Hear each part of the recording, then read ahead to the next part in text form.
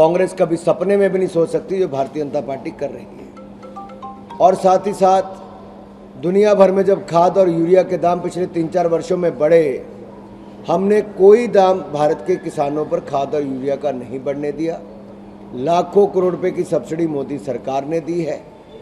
और यही नहीं, मेरे कुछ सवाल श्रीमान खड़गे जी, राहुल गांधी जी और हुड्डा जी से हैं, क्योंकि किसान विरोधी कांग्रेस है। स्वामीनाथन कमेटी की रिपोर्ट आई, 2006 से 2014 तक कांग्रेस की सरकार थी, कांग्रेस ने स्वामीनाथन कमेटी की रिपोर्ट को लागू क्यों नहीं किया।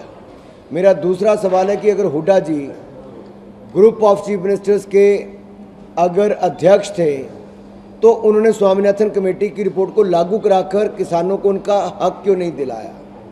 मेरा तीसरा सवाल है, एमएसपी की लीगल गारंटी कांग्रेस ने 8 साल में क्यों नहीं बना कर दी। मेरा चौथी सवाल है कि कांग्रेस ने आखिरकार 10 साल में मात्र 5.5 लाख करोड़ रुपए की खरीद क्यों की, जबकि मोदी सरकार ने 10 साल में 18,28,000 करोड़ रुपए की एमएसपी पर खरीद की है।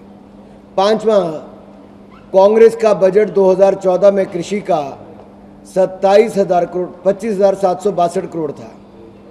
हमारा इस साल का बजट 1,27,000 करोड़ है, 1 लाख करोड़ ज़्यादा है। मेरा 6वां सवाल, सम्मान निधि जीरो क्यों थी कांग्रेस के समय।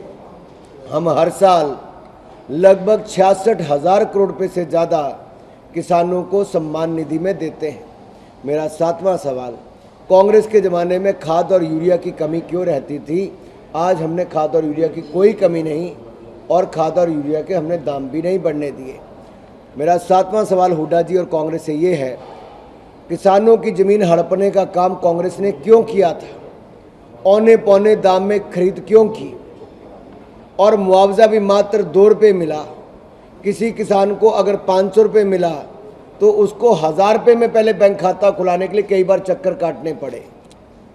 हुड्डा जी, राहुल जी, खड़गे जी, आपको किसानों को जवाब देना होगा कि आपकी सरकार में खाद की कमी के कारण इन पर लाठियां बरसाई जाती थी। और मेरा खड़गे जी से विशेष रूप से सवाल है कि आपके अपने राज्य कर्नाटक में 1200 किसानों ने आत्महत्या की है, 1200 किसानों ने आत्महत्या की। खड़गे जी, आप 1200 किसानों के घरों में क्यों नहीं गए। और